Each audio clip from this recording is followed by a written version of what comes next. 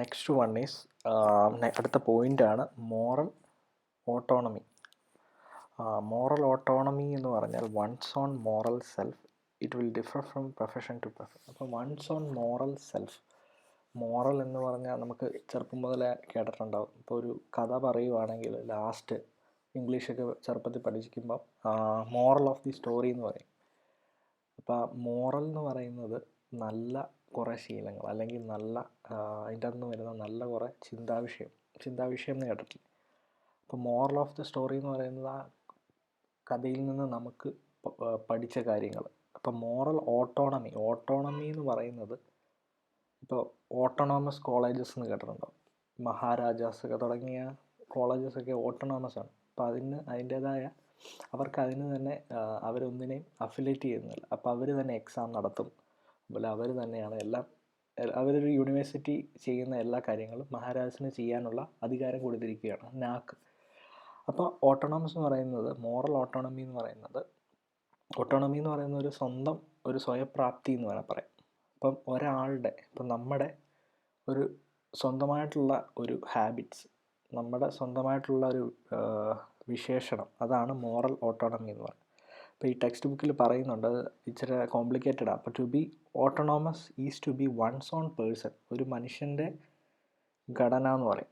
To be directed by considerations, desires, condition and characteristics that are not imposed externally. അപ്പം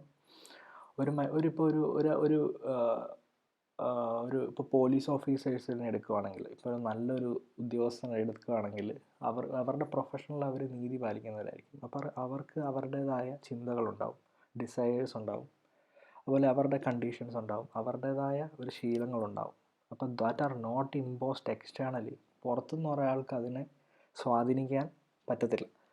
അപ്പോൾ ആ തൻ്റേതായ ആ ഒരു വൺ സെൽഫ്, തൻ്റേതായ ആ ഒരു വിശേഷണമാണ് മോറൽ ഓട്ടോണമി എന്ന് പറയുന്നത്. But are part of what can somehow be considers one's authentic self. ഇപ്പോൾ ഒത്തൻറ്റിക് ഡിഷ് എന്നൊക്കെ കേട്ടിട്ടുണ്ടാവും, ഒത്തൻറ്റിക് ആയിട്ടുള്ള ഫ്ലേവർ. അപ്പോൾ അതിന് ഇപ്പോൾ കേരളത്തിന് അതിൻ്റേതായ ഒത്തൻറ്റിക് ഫ്ലേവേഴ്സ് ഡിഷസ് ഉണ്ട്. ഇപ്പം കരിമീനൊക്കെ, അതൊക്കെ കേരളത്തിൻ്റെ മാത്രം തനതായ ഒരു ശൈലിയാണ്, തനതായ ഒരു സ്വഭാവമാണ്. അപ്പോൾ അതുപോലെ ഓരോ മനുഷ്യർക്കും അവരവരുടേതായ ഒത്തൻറ്റിക് സെൽഫുണ്ട്, അവരവരുടെ ശീലങ്ങളുണ്ട്, അവരവരുടെ ആഗ്രഹങ്ങളുണ്ട്, അവരവരുടെ നിലനിൽപ്പുണ്ട്, നിലപാടുണ്ട്. അപ്പം അതിനെയെല്ലാം കൂടെ കൂട്ടി ഉള്ളൊരു കാര്യമാണ് മോറൽ ഓട്ടോണമി എന്ന് പറയുന്നത്. അപ്പോൾ ഒരു പ്രൊഫഷണൽ ലൈഫിൽ each and every one should have an moral autonomy. എന്നാൽ മാത്രമേ നമുക്കൊരു നിലപാട് അല്ലെങ്കിൽ ഒരു decision at the right time എടുക്കാൻ പറ്റത്തുള്ളൂ. ഇനി വരുന്ന 3 കാര്യങ്ങൾ സ്വന്തമായിട്ട് വേണ്ട ഒരു കാര്യങ്ങൾ. അപ്പോൾ അത് ഒന്നാമത്തേത് മോറൽ ഓട്ടോണമി, അതൊന്ന് അറിഞ്ഞിരിക്കുക. അപ്പോൾ ആ ഒരു പോയിൻറ്റ്സ് ശ്രദ്ധിക്കുക. നമ്മളിപ്പോൾ ഒരു കമ്പനിയുടെ ഹെഡായിട്ടിരിക്കുകയെന്ന് വിചാരിച്ചു. അപ്പം അല്ലെങ്കിൽ ഇപ്പം നമ്മുടെ കോളേജിലെ പ്രിൻസിപ്പൾ, അദ്ദേഹം ഒരു ഹെഡാണ്, ഒരു അതോറിറ്റി ഹെഡാണ്. അപ്പം അദ്ദേഹത്തിന് ചുറ്റും ഇപ്പോൾ 2 പിള്ളേർ തമ്മിൽ വഴക്ക് കൂടുക.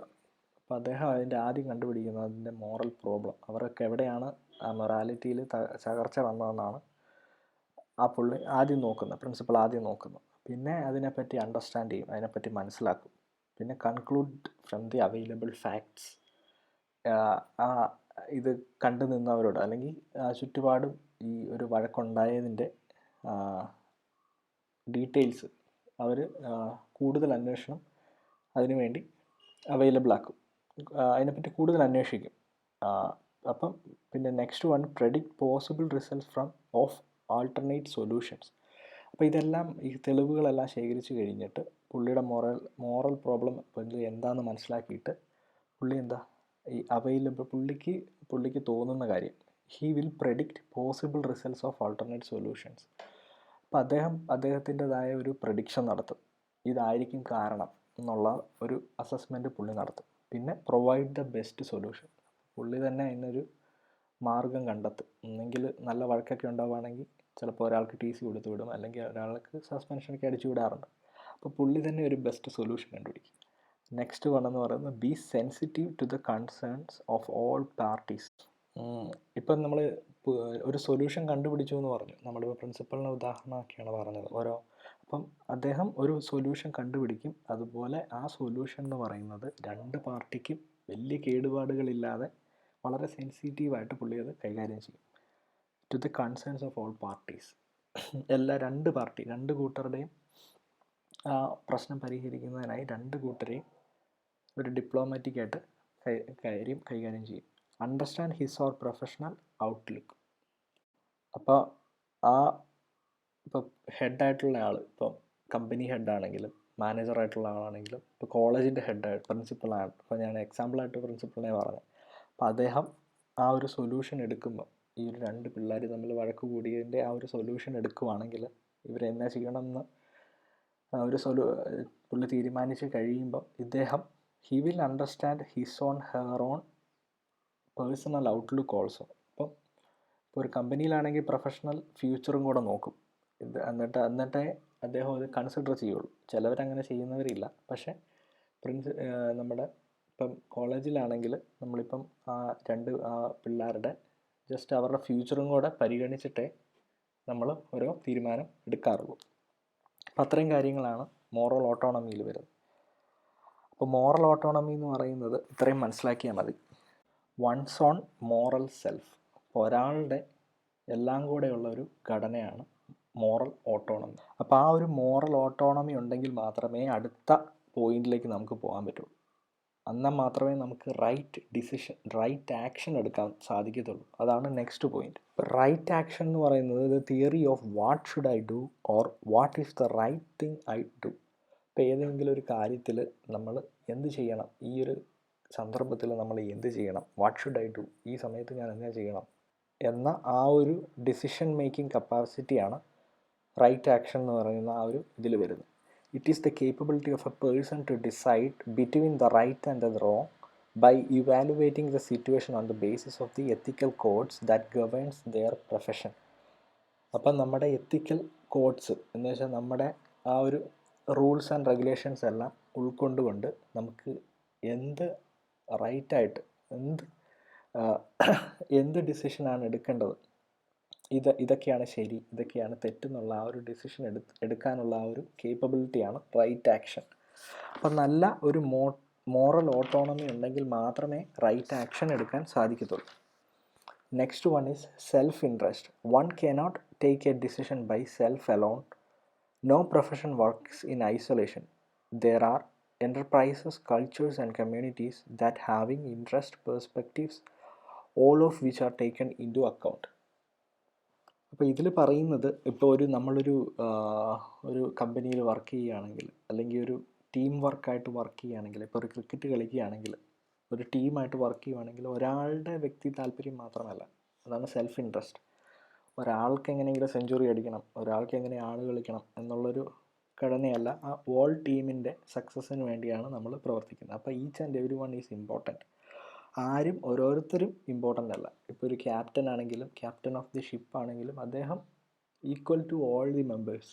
ആ കൂടെയുള്ളവരോടൊപ്പം തന്നെ അത്രയും തന്നെ പ്രാധാന്യമുള്ളവരാണ് എല്ലാവരും ഒരു ടീമായിട്ട് നിൽക്കുമ്പോൾ. അല്ലെങ്കിൽ ഒരു ക്ലാസ്സിലാണെങ്കിലും ഒരു കുട്ടി മാത്രം ലീഡറായിട്ട് നിൽക്കുകയാണെങ്കിലും ആ കുട്ടി മാത്രമല്ല, ആ each and every students are important for teachers. അപ്പം എല്ലാവരും ഇമ്പോർട്ടൻ്റ് ആണ്.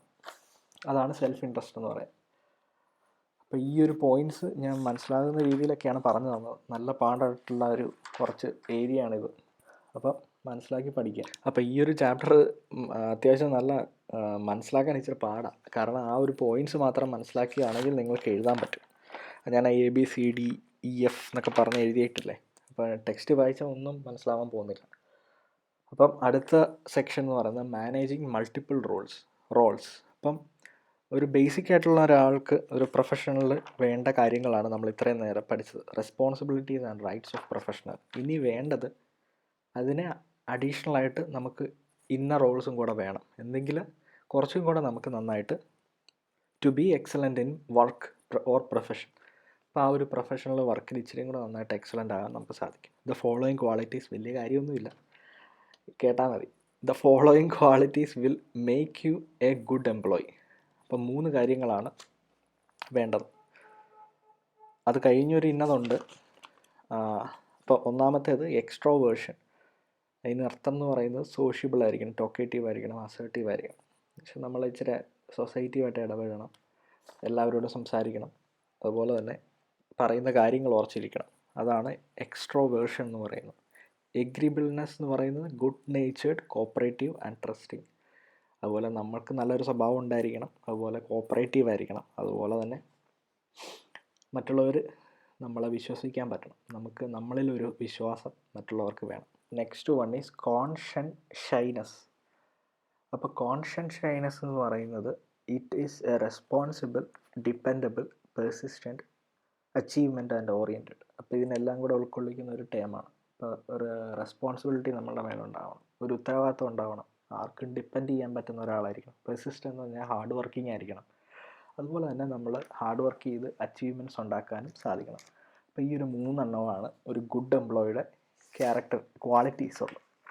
ഇപ്പം നെക്സ്റ്റ് വൺ എന്ന് പറയുന്നത് അതിൽ ഇമ്പോർട്ടൻ്റ് ആയിട്ടുള്ളത് ഒരു എത്ര എണ്ണം, 10 എണ്ണം ഉണ്ടല്ലേ, 10 പോയിൻറ്റ്സ് ആണുള്ളത്. അത് ഞാൻ ചുരുക്കി എഴുതിയിരിക്കുന്നതാണ്. അപ്പോൾ ഇത് പഠിച്ചുകൊണ്ട് പോവുക, മനസ്സിലാക്കുക, എഴുതുക, അത്രയേ ഉള്ളൂ കാര്യം. അപ്പോൾ ഒന്നാമത്തെ ക്വാളിറ്റി വേണ്ടത് ബാക്കി മറ്റേ 3 ക്വാളിറ്റിയാണ് പ്രൈമായിട്ട് വേണ്ടത്. അതിനോടൊപ്പം വേണ്ട കാര്യങ്ങളാണിത്. മറ്റേത് നമ്മൾ ആദ്യം പഠിച്ചത് കഴിഞ്ഞ സെക്ഷനിലെല്ലാം പഠിച്ചത് റൈറ്റ്സ് ആൻഡ് റെസ്പോൺസിബിലിറ്റീസ് ആയിരുന്നു. നമ്മുടെ ഓരോരുത്തരുടെ അവകാശം എന്തൊക്കെയാണ്, അതുപോലെ തന്നെ നമ്മുടെ റെസ്പോൺസിബിലിറ്റി, ഉത്തരവാദിത്വം, അതൊക്കെയാണ് പഠിച്ചത്. ഇപ്പം നമ്മൾ പഠിക്കാൻ പോകുന്നത് ക്വാളിറ്റീസാണ്. അപ്പോൾ ഒന്നാമത്തെ ക്വാളിറ്റി നമുക്ക് വേണ്ടത് ആറ്റിറ്റ്യൂഡാണ്. ആറ്റിറ്റ്യൂഡ് എന്താണെന്ന് അറിയാൻ മേലെ. Should have A positive attitude towards everything. Resist the negative attitude of yours. Negative attitude complete ആയിട്ട് ഇല്ലാതെയാക്കണം. ഒരു പ്രൊഫഷനിൽ നമ്മൾ ചെല്ലുമ്പോൾ, ഏത് പ്രൊഫഷനിലാണെങ്കിലും, ഇപ്പോൾ ടീച്ചിങ് ആണെങ്കിൽ അത്, ബിസിനസ് ആണെങ്കിൽ അത്, അതുപോലെ വേറെ എന്തൊക്കെയാണെങ്കിലും each and every profession has its own attitude. ആ എല്ലാ പ്രൊഫഷനും ഈ പറയുന്ന ക്വാളിറ്റീസ് എല്ലാം ഉണ്ട്.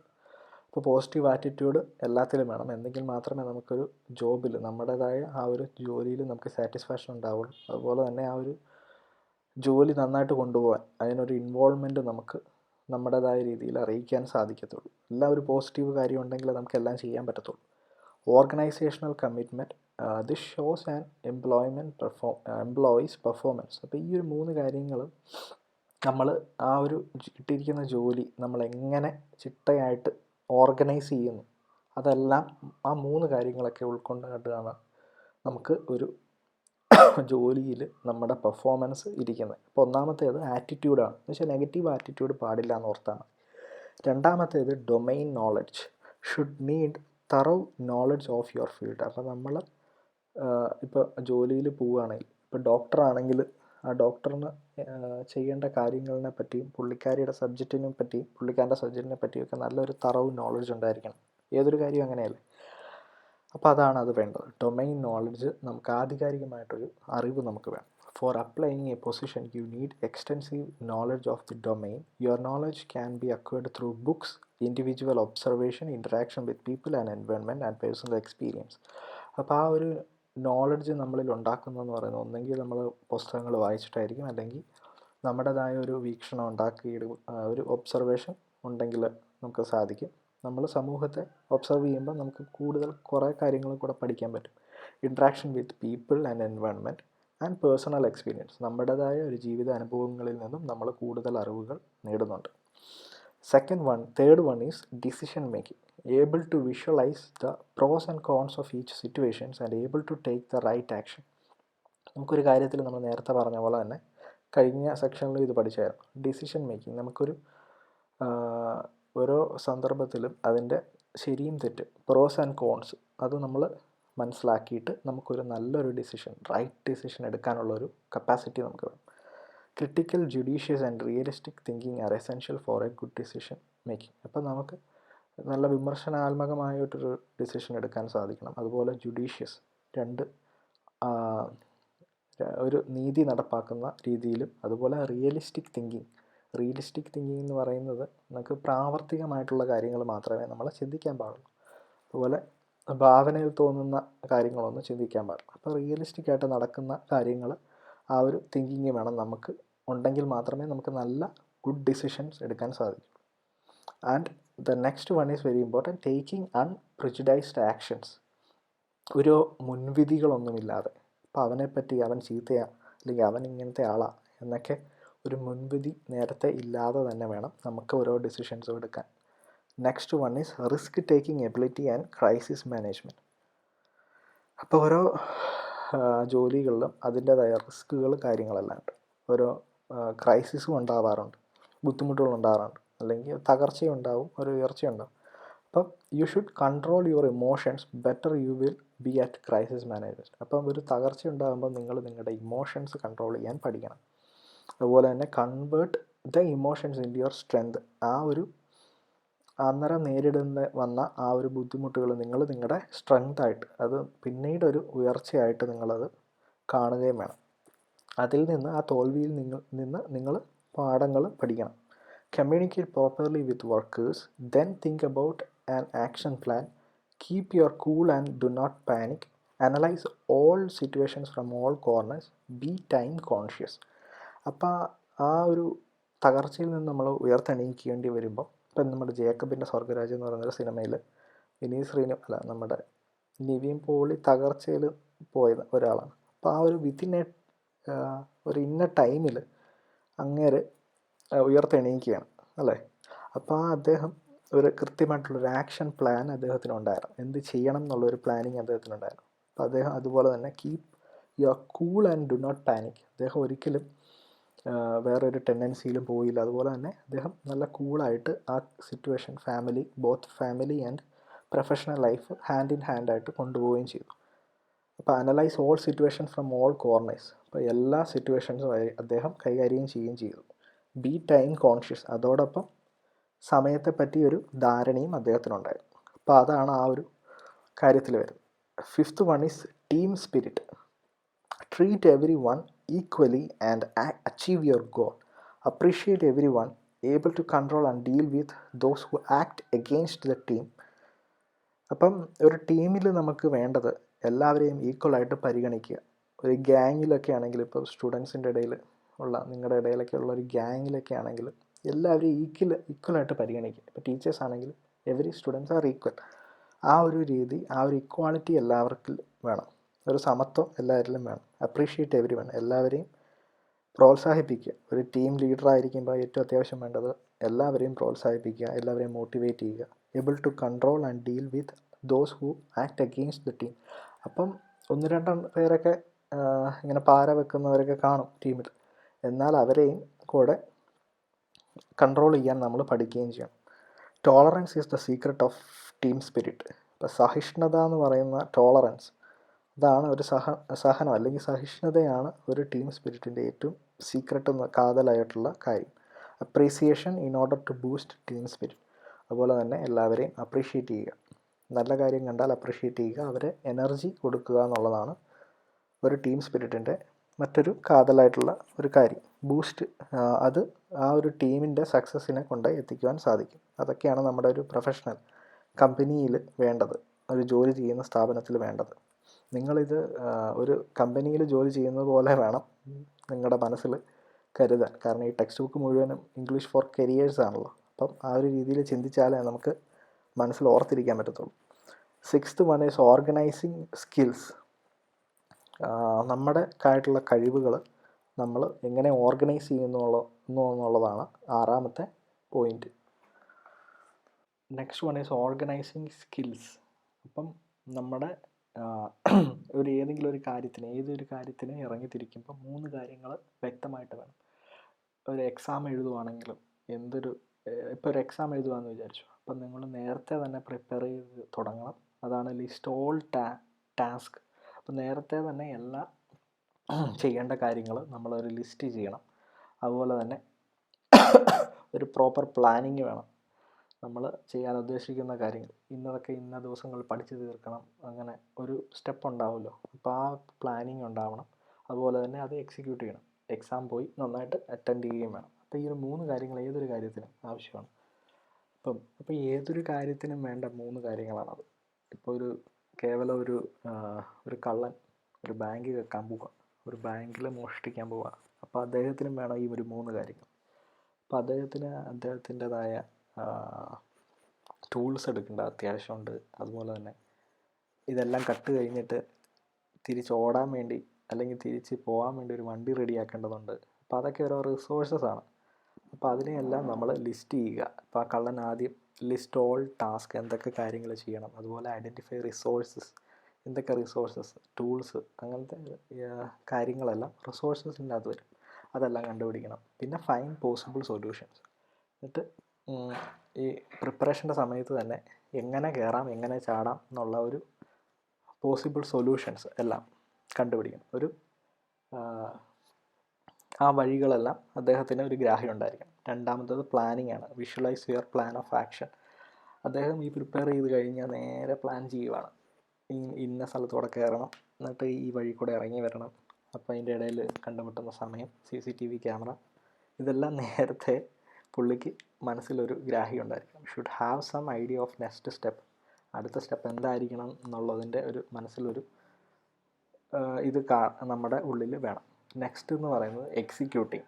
അപ്പോൾ be confident, be alert, take care to be polite to everyone. അപ്പം എക്സിക്യൂട്ട് ചെയ്യുന്ന സമയത്ത് ബി കോൺഫിഡൻ്റ് ആയിരിക്കണം. നമ്മൾ ഇപ്പോൾ എക്സാം എഴുതാൻ പോവുകയാണെങ്കിൽ നമ്മൾ ആ സമയത്ത് എക്സിക്യൂട്ട് ചെയ്യുന്ന സമയത്ത് ഇതെല്ലാം പ്ലാനിങ്ങും പ്രിപ്പറേഷനും ഉണ്ടെങ്കിൽ മാത്രമേ നമുക്ക് നല്ല രീതിയിൽ എക്സിക്യൂട്ട് ചെയ്യാൻ പറ്റുള്ളൂ.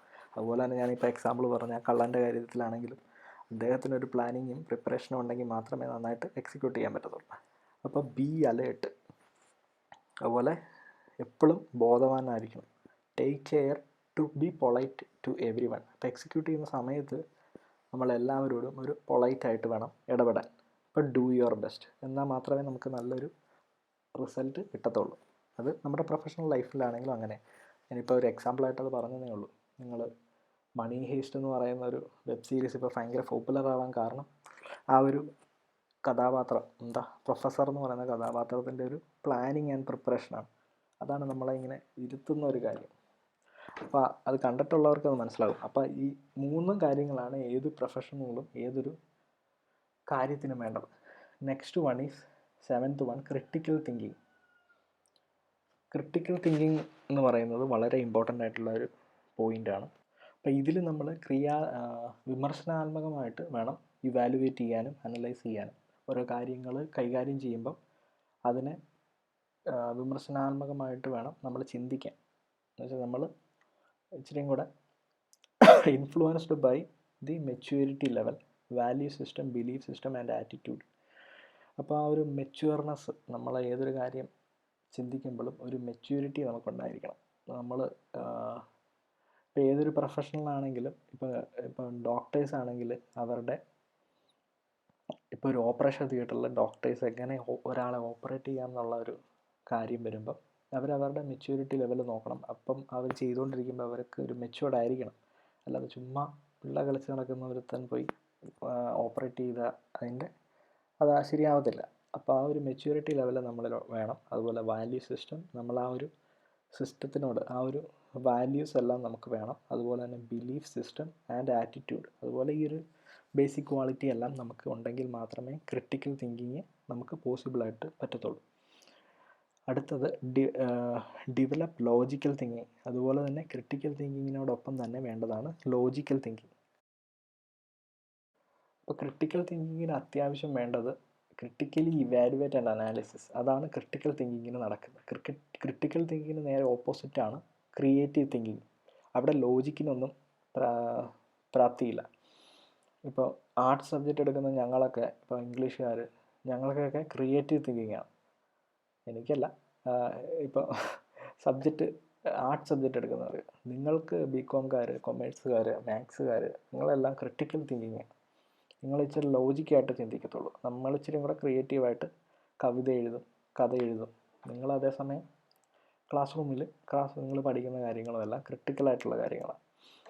അതാണ് basic difference. It has A logic, അതിനൊരു ലോജിക്ക് ഉണ്ടാവും. Cross check your analysis with others. അതുപോലെ തന്നെ നമ്മൾ കണ്ടുപിടിക്കുന്ന കാര്യങ്ങൾ മറ്റുള്ളവരുമായിട്ടൊന്ന് ക്രോസ് ചെക്ക് ചെയ്ത് നോക്കണം. Do not give primacy to emotions. അതുപോലെ നമ്മൾ ഒരിക്കലും വികാരങ്ങൾക്ക് കീഴ്പ്പെടരുത്. എന്ന് വെച്ചാൽ വേറൊരു do not give primacy to emotions. അവിടെ ഇമോഷൻസിന് പ്രാധാന്യം കൊടുക്കണ്ട. നമ്മൾ നേരത്തെ ഒരെണ്ണം പറഞ്ഞില്ലേ, ഫീലർ എന്നും പറഞ്ഞൊരു കാര്യം പഠിച്ചില്ല. അപ്പോൾ ഫീലർ ഏറ്റവും കൂടുതൽ ഇമോഷൻസിന് അതീതമായിരിക്കും, ഇമോഷൻസിന് ഒരു അടിമയായിരിക്കും. പക്ഷേ ഇവിടെ ക്രിട്ടിക്കൽ തിങ്കിങ്ങിന് ഒരിക്കലും ഇമോഷൻസ് പാടില്ല. അതുപോലെ ഓപ്പൺ മൈൻഡഡ് തിങ്കിങ് വേണം ഇതിന് അത്യാവശ്യം. ഓപ്പൺ മൈൻഡഡ് ആയിട്ട് വേണം ചിന്തിക്കാൻ. ഇപ്പോൾ ഒരു രണ്ട് പാർട്ടിയിൽ ഇപ്പം ഒരു കോൺഗ്രസ് ആണെങ്കിലും ഒരു കമ്മ്യൂണിസ്റ്റുകാരനാണെങ്കിലും ഒരിക്കലും ഒരു കാര്യം വരുമ്പം അവൻ്റെ പാർട്ടി താല്പര്യങ്ങളിൽ നിന്നോ നോക്കി ചിന്തിക്കാൻ പാടില്ല. ഫ്രീ മൈൻഡഡായിട്ട് ചിന്തിക്കണം. എന്ന് വെച്ചാൽ ഒരു പാർട്ടിക്കും സ്വാധീനം ചെലുത്താതെ വേണം ഓപ്പൺ മൈൻഡഡായിട്ട് തിങ്ക് ചെയ്യുക എന്ന് പറയും. അങ്ങനെ വേണം ക്രിട്ടിക്കൽ തിങ്കിങ്ങിന് നമ്മൾ ചിന്തിക്കാൻ. അതുപോലെ തന്നെ വെൽ റീസൺഡ് കൺക്ലൂഷൻ. അതോടൊപ്പം ഈ ഒരു കൺക്ലൂഷൻ എത്തിയതിന് എന്തൊക്കെയാണ് കാരണങ്ങൾ എന്നുള്ളത് നമുക്ക് ഒരു ഗ്രാഹ്യം ഉണ്ടായിരിക്കണം. അതാണ് ക്രിട്ടിക്കൽ തിങ്കിങ്. ക്രിട്ടിക്കൽ തിങ്കിങ് മനസ്സിലായിട്ടില്ലെങ്കിൽ എന്നോട് കൃത്യമായിട്ട് ചോദിക്കണം കേട്ടോ. ക്രിട്ടിക്കൽ തിങ്കിങ് വളരെ ഇമ്പോർട്ടൻ്റ് ആണ്. അതുപോലെ തന്നെ ഇൻ്റർപേഴ്സണൽ സ്കിൽസും ഇമ്പോർട്ടൻ്റ് ആണ്. ഈ രണ്ട് കാര്യങ്ങളും. ക്രിട്ടിക്കൽ തിങ്കിങ് എനിക്ക് തോന്നുന്നു മനസ്സിലായെന്ന് തോന്നുന്നു. മനസ്സിലായിട്ടില്ലെങ്കിൽ ചോദിക്കുക. Next one interpersonal skills. Interpersonal skills ഇടയ്ക്കൊക്കെ നമ്മുടെ ക്വസ്റ്റ്യൻ പേപ്പറിൽ കാണുന്ന ഒരു സാധനമാണ്. ഇപ്പോൾ ഇൻ്റർപേഴ്സണൽ സ്കിൽസ് എന്ന് പറയുന്നത് എഫക്റ്റീവ് കമ്മ്യൂണിക്കേഷൻ, പോസിറ്റീവ് ആറ്റിറ്റ്യൂഡ്. ഇതിൻ്റെ ഇപ്പം നമ്മൾ ഇത്ര നേരം പറഞ്ഞതിൻ്റെ എല്ലാ ഒരു സൈഡിൽ കൂടെ പോകുന്നൊരു കാര്യങ്ങളാണ്. എഫക്റ്റീവ് കമ്മ്യൂണിക്കേഷൻ വേണം, പോസിറ്റീവ് ആറ്റിറ്റ്യൂഡ് വേണം, B an effective leader, honesty, operation and mutual respect. അപ്പോൾ ഒരു എഫക്റ്റീവ് ലീഡർ ആണെങ്കിൽ, ഒരു ടീമിലൊരു ലീഡർ ആണെങ്കിൽ സത്യസന്ധത ഉണ്ടായിരിക്കണം, ഹോണസ്റ്റി ഉണ്ടായിരിക്കണം, കോർപ്പറേറ്റ് ആയിരിക്കണം, മ്യൂച്വൽ റെസ്പെക്റ്റ്, അങ്ങോട്ടും ഇങ്ങോട്ടും ഒരു റെസ്പെക്റ്റ് വേണം. Accept criticism. അപ്പം അദ്ദേഹം എന്ത് വിമർശനങ്ങളുണ്ടെങ്കിലും അത് നേരിടണം. അതുപോലെ തന്നെ അത് റെക്ടിഫൈ ചെയ്യാനും സാധിക്കണം. ആ ഒരു വിമർശനങ്ങൾ നമ്മൾ മറികടക്കുവാനും സാധിക്കണം, അത് പരിഹരിക്കുവാനും സാധിക്കണം. എമ്പതി ഫോർ അതേഴ്സ്. എമ്പതി എന്ന് പറയുന്നത് സിമ്പതിയുടെ നേരെ ഓപ്പോസിറ്റാണ് എമ്പതി എന്ന് പറയുന്നത്. സിമ്പതി എന്ന് പറയുന്നത് നമുക്ക് മറ്റുള്ളവരോട് കരുണ തോന്നും. എമ്പതി എന്ന് പറയുന്നത് ഇപ്പം മറ്റുള്ള ഒരാൾ നമ്മളെപ്പോലെ, ഇപ്പം എന്താ ഉദാഹരണം പറയാം, സിമ്പതി എന്ന് പറയുന്നത് ഇപ്പം മറ്റുള്ളവരിൽ നമ്മൾ അവനെ കണ്ട് ഒരു സിമ്പതി തോന്നുക എന്ന് പറയും. ഓ, അവൻ്റെ കാര്യം എന്ത് കഷ്ടമാണ് എന്നൊക്കെ നമ്മൾ ഓർക്കുമ്പോൾ അതൊരു സിമ്പതിയാണ്. പക്ഷേ എമ്പതിയിൽ നമ്മൾ എന്താ, ഞാനും അതുപോലെയാണ്, അവനെപ്പോലെ തന്നെയാണ് ഞാനും, അങ്ങനെ ഒരു ആറ്റിറ്റ്യൂഡ് ഉണ്ടെങ്കിൽ നമുക്ക് എമ്പതി ഉണ്ടാവുള്ളൂ. ഇപ്പം മറ്റുള്ളവരുടെ വേദനയിൽ നമ്മൾ പങ്കുചേരുക, അതാണ് സിമ്പതി. പക്ഷെ മറ്റുള്ളവരുടെ വേദന എന്ന് പറയുന്നത് നമ്മുടെയും വേദനയാണ്. അതാണ് എമ്പതി. മനസ്സിലായി? അതാണ് എമ്പതി ഫോർ ദ അതേഴ്സ്. സിമ്പതി അല്ല അവിടെ വേണ്ടത്, എമ്പതി. മറ്റുള്ളവരുടെ പ്രശ്നങ്ങൾ അത് എൻ്റെയും പ്രശ്നം തന്നെയാണ്. അതാണ് empathy. Correct the behaviour of others. മറ്റുള്ളവരുടെ ചീത്ത ബിഹേവിയറൊക്കെ ഉണ്ടെങ്കിൽ അതൊക്കെ കറക്റ്റ് ചെയ്യാൻ ശ്രമിക്കുക. Avoid bitter language. അതുപോലെ കർക്കശമായുള്ള ലാംഗ്വേജസ് ഒക്കെ അല്ലെങ്കിൽ മോശമായിട്ടുള്ള വാക്കുകളൊക്കെ ഇല്ലാതിരിക്കുക. Be polite, appreciate others, not prejudiced. Prejudiced എന്ന് പറയുന്ന വാക്ക് നമ്മൾ നേരത്തെ ഡിസിഷൻ മേക്കിങ്ങിൽ കണ്ടതായിരുന്നു. നോക്കിക്കേ, ഇപ്പോൾ എന്ന് വെച്ചാൽ വേറെ ഒരു മുൻവിധികൾ പാടില്ല. ഇപ്പോൾ ഞാൻ നേരത്തെ പറഞ്ഞ പോലെ ഇപ്പോൾ രണ്ട് പാർട്ടിയിൽ, കോൺഗ്രസ് കമ്മ്യൂണിസ്റ്റ് പാർട്ടിയിലൊക്കെ വിശ്വസിക്കുന്നവരാണെങ്കിൽ അവരവരുടെ പാർട്ടി ഐഡിയോളജിയിലൊക്കെ ചെറുതായിട്ട് അവർ സ്വാധീനം ഉണ്ടാകും. പക്ഷെ ഒരു കാര്യം ചിന്തിക്കുക, ക്രിട്ടിക്കൽ തിങ്കിങ്ങിലൊന്നും അങ്ങനെ ഒരു സ്വാധീനം പാടില്ല. ഏതൊരു പാർട്ടിയുടെ ആണെങ്കിലും അല്ലെങ്കിൽ ചുറ്റുപാടുകളുടെ ആണെങ്കിലും മതത്തിൻ്റെ ആണെങ്കിലും അങ്ങനത്തെ ചിന്തകളൊന്നും നമ്മളെ സ്വാധീനിക്കാൻ പാടില്ല. We should not be prejudiced. മുൻവിധികൾ പാടില്ല. Should not put an air of superiority with coworkers. അപ്പം അങ്ങനെ തന്നെ നമ്മുടെ കൂടെ ജോലി ചെയ്യുന്നവരുടെ ഞാനാണ് തലവൻ എന്നും പറഞ്ഞ് ആൾ കളിക്കാനും സുപ്പീരിയറിറ്റി കളിക്കാനും പാടില്ല. See from others point of view while dealing a criticism. ആ മറ്റുള്ളവരുടെ വീക്ഷണം എന്താണ്, അവരുടെ പോയിന്റ് ഓഫ് വ്യൂ എന്താണെന്നും കൂടെ മനസ്സിലാക്കി വേണം നമ്മൾ ആ ക്രിറ്റിസിസത്തെ നേരിടാൻ. എന്ന് വെച്ചാൽ നമുക്കൊരു എമ്പതി അവരെ തോന്നണം. സിമ്പതി അല്ലാട്ടോ, empathy. Next one is emotional intelligence. Emotional intelligence is the capability of individual to recognise their own and others people's emotions. It is the ability to properly monitor and manage your emotions in an intelligent way. അപ്പം emotion intelligence എന്ന് പറയുന്നത് it is the capability of individuals to recognise their own and other people emotions. മറ്റുള്ളവരുടെ വികാരവും നമ്മൾ മനസ്സിലാക്കുവാൻ ശ്രമിക്കണം. അതാണ് emotional ഇൻ്റലിജൻസിൽ പെടുന്നത്. Convert emotions to strength. നമ്മുടെ ആ ഒരു ഇമോഷൻസ് എല്ലാം ഒരു സ്ട്രെങ്ത് ആയിട്ട് കൺവേർട്ട് ചെയ്യാൻ ശ്രമിക്കണം. Do not overreact. ഇപ്പം നമ്മൾ ഒരു ടീമിലായിരിക്കുമ്പം എന്തെങ്കിലും ഒരു ദേഷ്യം വരുന്ന കാര്യങ്ങളുണ്ടെങ്കിൽ നമ്മൾ ആ ഇമോഷൻസ് കൺട്രോൾ ചെയ്യാൻ പറ്റണം.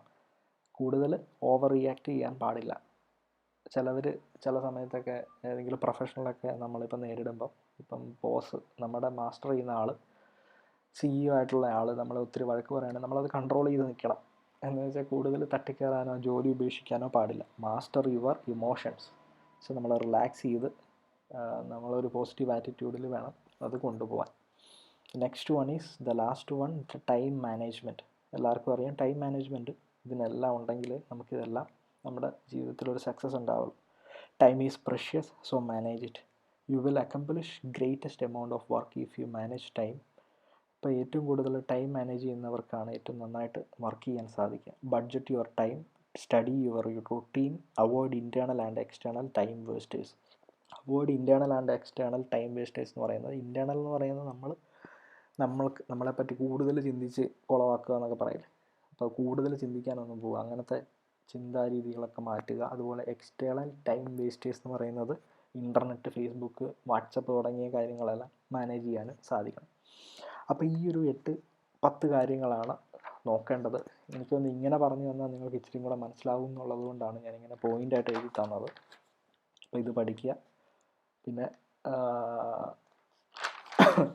റൈറ്റ്സ് ആൻഡ് റെസ്പോൺസിബിലിറ്റീസ് ഒന്ന് നോക്കിയിട്ട് പോവുക.